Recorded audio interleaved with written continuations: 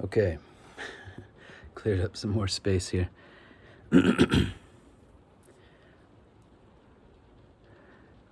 And so so this lady, this woman and I are talking. She says, "Do you want to go dance?" And I say, "Sure." And so we leave and we're walking out across Havana at night, and eventually down some dimly lit, dark streets, dark alleys. I don't know. I think just streets. We come to like a discoteca, like just a little bar with some music.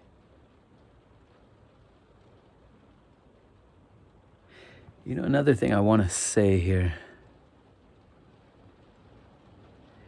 One of the interesting things talking to this lady,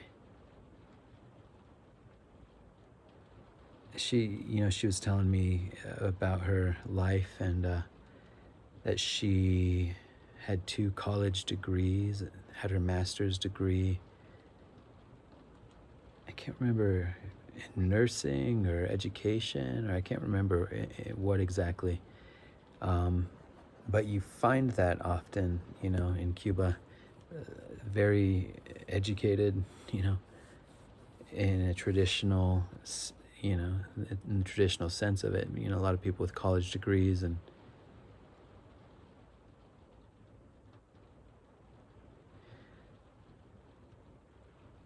now I really haven't investigated it closely enough to know the equivalencies between something like a regionally accredited college university in the U.S. versus, a Cuban institution and all that.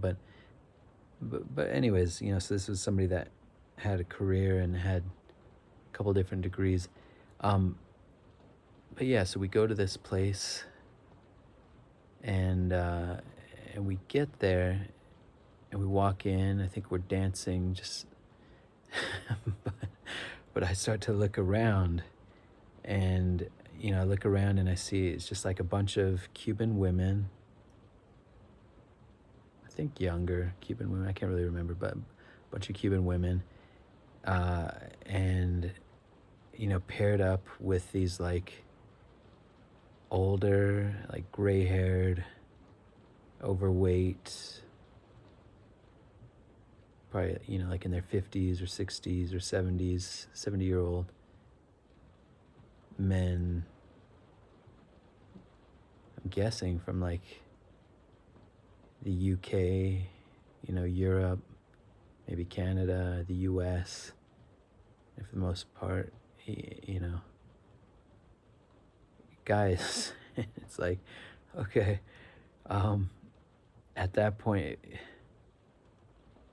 and maybe I'm adding this detail for a dramatic effect. I don't think so, though. It seems to me that kind of on the periphery in this space were these kind of tall, kind of menacing, big,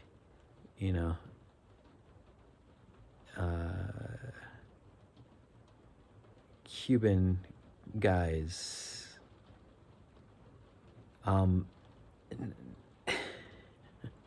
Just kind of, watching on. I don't know any of this for sure, but it seemed pretty clear, like what was going on at that point. I realized is that this is some kind of that she is probably some kind of an escort or prostitute, sex worker, whatever word you want to use, and that's what these other women were, and this is kind of a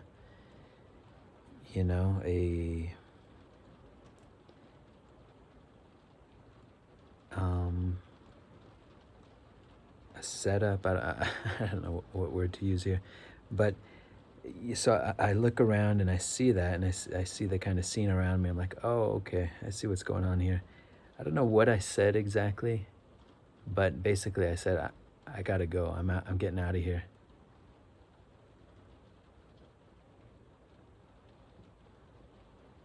And I did. I just left. I ran. I ran out of there.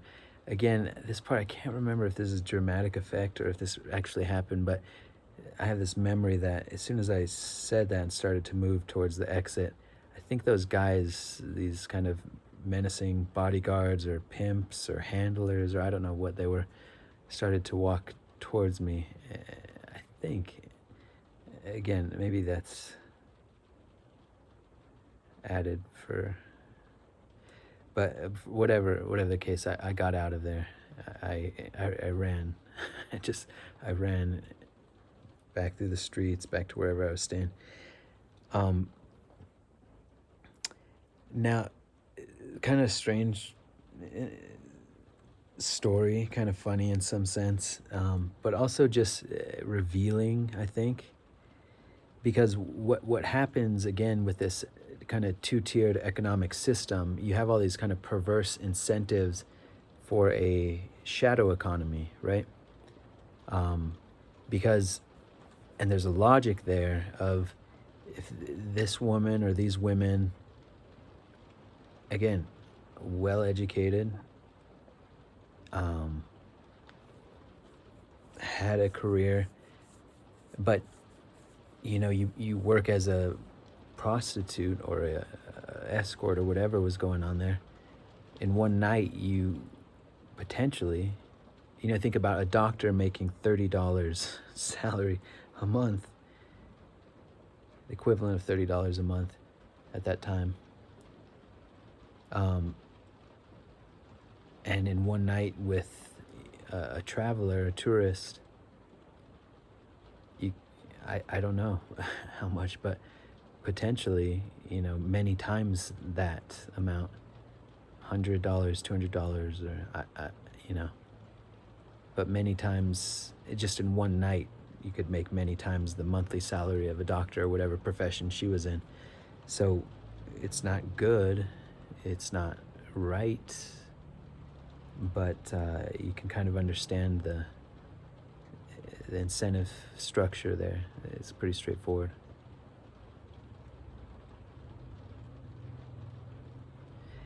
And I think that it kind of generalizes across the board. I'm sure in other ways as well, that you have different shady, you know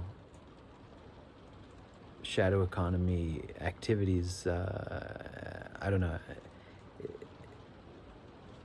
other ways of kind of interfacing with tourist money. And that's not unique to Cuba. There are tourist traps and tourist scams just about everywhere in the world, and scams in general. But the particular kind of configuration and the economic configuration, the economic structure, and how that incentivizes, and the fact that this is a very somebody who had higher education attainments and was a well-spoken person and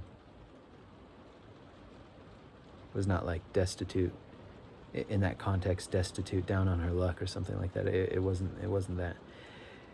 Anyways, so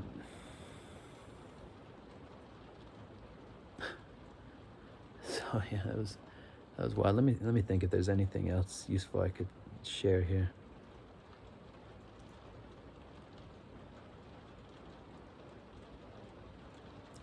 There's this cool old train yard kind of right in the middle of Havana. I remember finding and taking a lot of photos in these old steam engines. There's a lot of just interesting old material artifacts, many of which were still in use, just kind of being, I don't even want to say limped along, but resourced along, many decades after their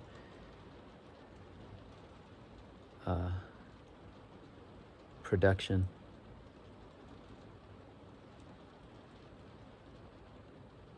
But these trains in particular, they were out of commission. And part of me it sort of wonders how much of that is just the Cuban regime recognizing that unique character of the city and of the country, that the tourist, the appeal to travelers and to tourists I think it's probably a mixture of things that they try to keep a certain aesthetic or a certain appeal, but it's also, by and large, probably a result of the embargo and isolation and economic hardship, etc. Okay, here's another thread. So I was at a park one day, I think in Havana, I can't remember where, just talking to some older guy, not like really old, but probably in his 50s or 60s, and just having a good conversation and laughing, or just kind of an open conversation with this guy. And at some point, I can't remember what specifically was said, or I must have been asking him, maybe going into some detail, asking him about his life, or maybe even asking him a little bit more about living in Cuba, or I don't know if it was asking him about communism, I don't know. But something happened, and he got very paranoid. I don't know, was he looking around kind of paranoid? I can't remember, but he got paranoid, and he said, he preferred to go back to his place to talk about it. He didn't feel comfortable talking out in the open about whatever topic we were talking about. So I'm guessing it was something political, or I don't know, but and so that's what we did. We like had to go to his apartment or whatever, and to talk. And I think that was the thing I wanted to flag about when I arrived and was interrogated. I think the thing they were trying to discern or ferret out or suss out was, it's a very ideologically pure environment. I mean, that's at least the intention, is that it's the Communist Party. It's like it's not an open political system, obviously. So I think that was really what they were trying to suss out and discern with me in that interrogation, was they wanted to make sure that I wasn't like a political dissident or there to sow the seeds of discord, or I think that was really more the intention than anything else.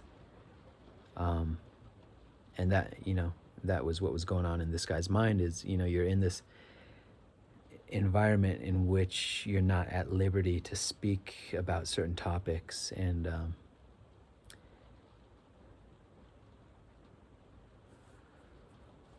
think there was one other thing before that I wanted to say.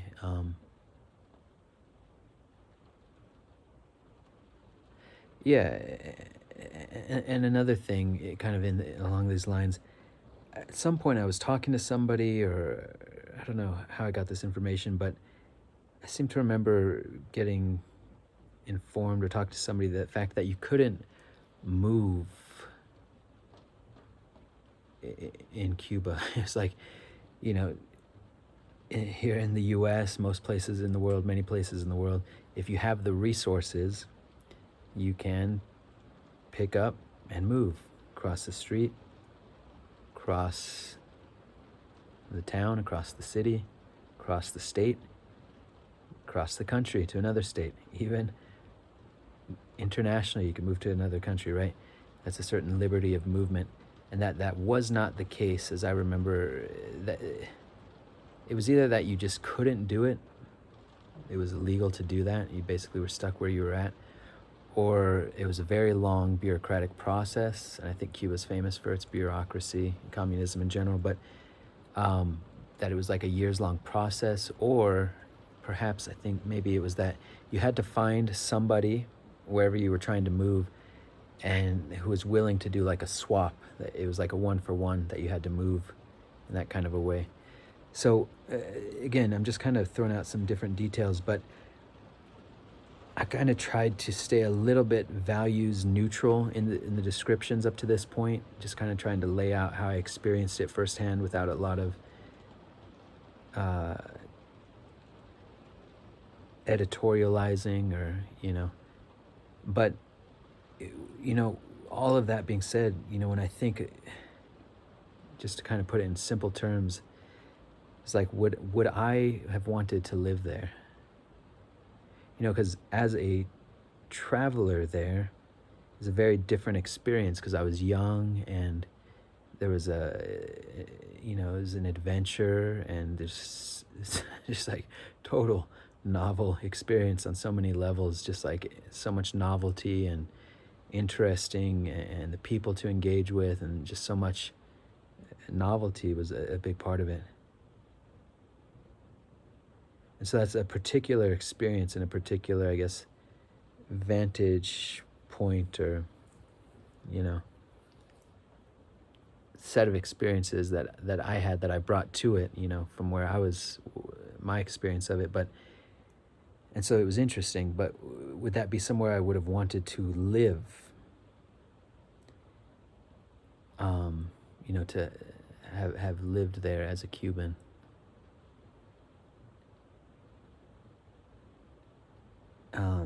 And no,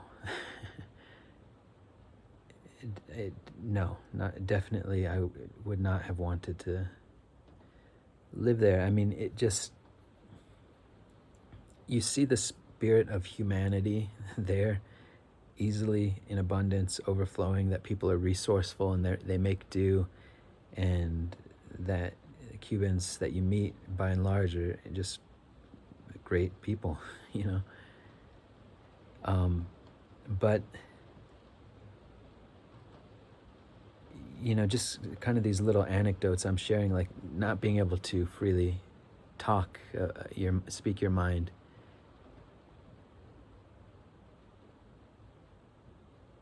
You know, that just that interaction kind of reveals. You know, it's very revealing. You know, let's go back to my apartment. I don't feel comfortable talking openly about this after we've just had this nice interaction. Kind of stratified dual economy. You know, it wasn't a place where like squalor and crushing poverty and homelessness and like drug use and the kind of urban insanity that you get in the US in big cities, that was not present. And you could say that that's a good thing. It was more more of like a diffuse, shared, more equally distributed hardship or misery in some ways. Um, and there were good things, obviously, and it was a very interesting experience. But again, from a unique vantage point.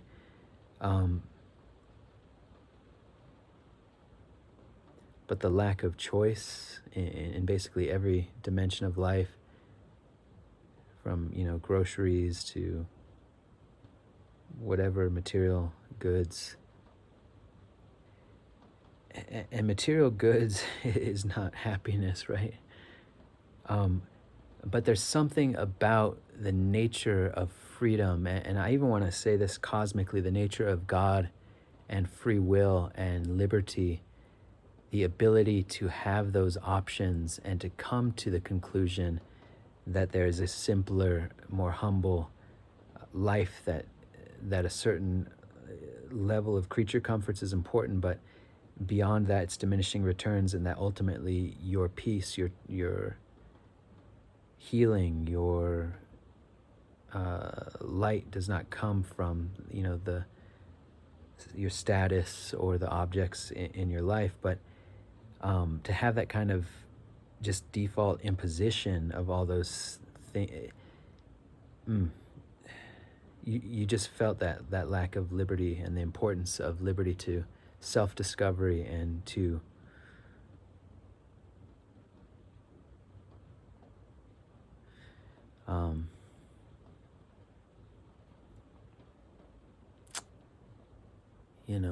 development, I guess, in one sense.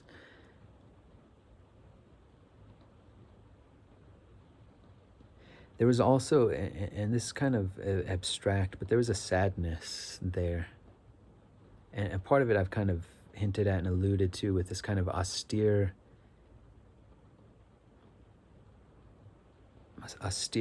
that is more than just a political commitment, but is reflected in the buildings, in the interior spaces, in the selection of, necessities at hand. But it's all of that, and kind of just I don't know, a vibe or a gestalt or something. There's kind of sadness there, this lost in time, forgotten in time, almost like a loneliness. Or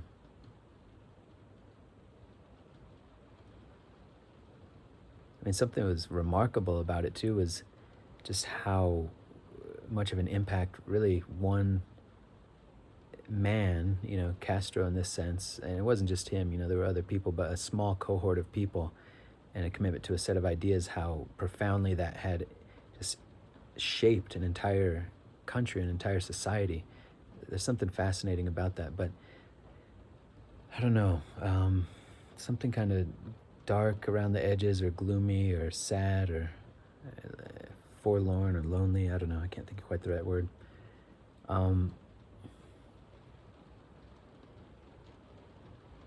And that wasn't the whole experience. I've tried to at length hopefully describe that. That wasn't the only emotion there, or the only energy there, but that was there for sure.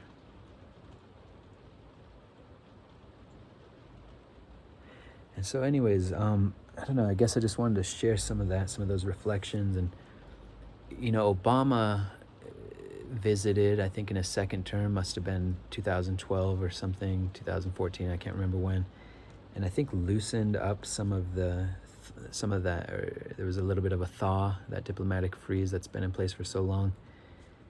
And I'm not sure, practically speaking, what that meant.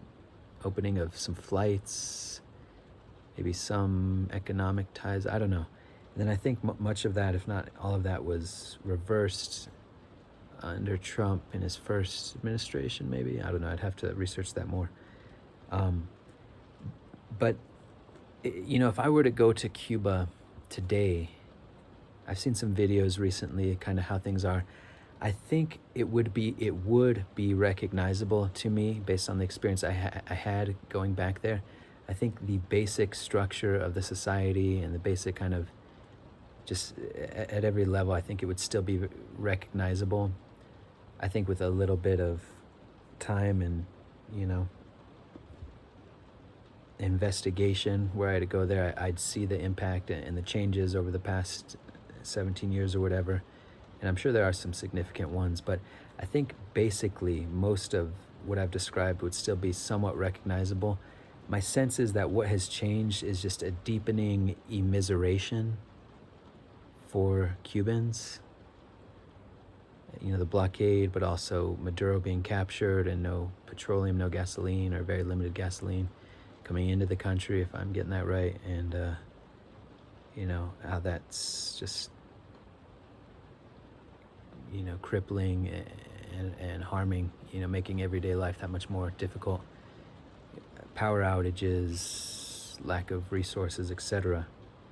So I think that would be the noticeable change, is the kind of immiseration, the kind of hardship that a lot of Cuban people are going through. And I think with that, with the breakdown economically, the kind of crisis that's going on right now, I'm imagining a much dirtier, just in kind of a, literal sense of, garbage, probably, basic services not being taken care of it as readily, and people, and a kind of desperation. I don't know. It sounds pretty dire, sounds pretty bad, but it seems like we are at the precipice of a major change in the island, and I don't know exactly what that's going to look like. I pray that it will be improvement, betterment, and that those changes will come with minimal additional calamity, suffering, hardship,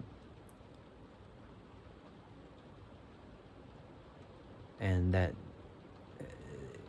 good changes swiftly take place there.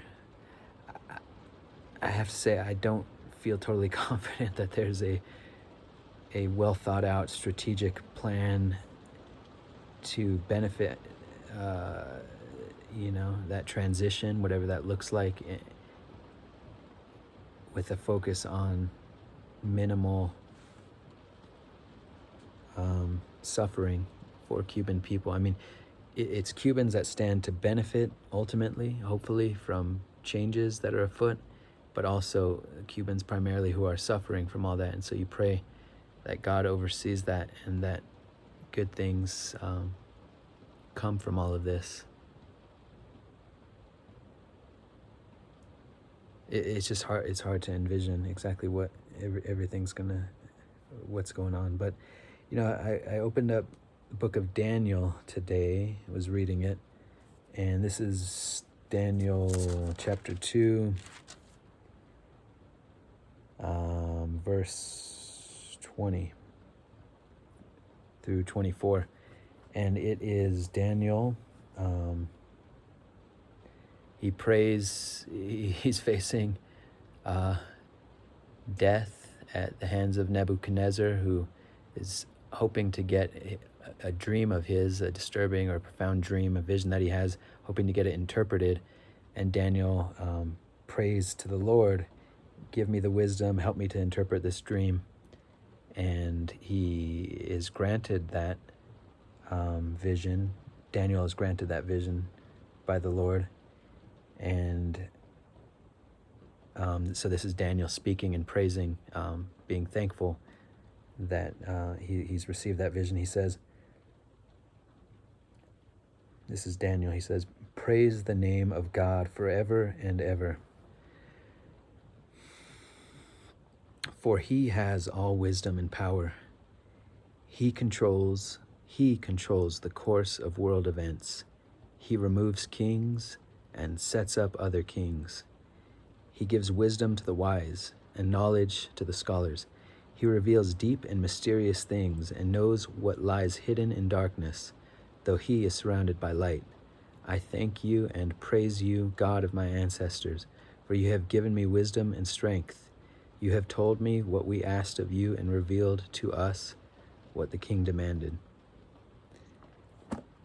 And so, let that be our prayer.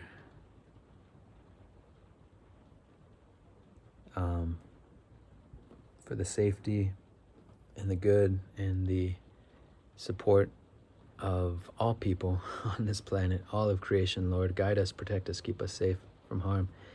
But also in coming days for Cuba and for all involved in setting forth whatever changes seem at this point inevitable. May goodness come from chaos. May your light shine, Lord. May it be so. We pray these things in your name, Jesus Christ, mighty King. May it be so. May it be ever so. Amen, amen, amen.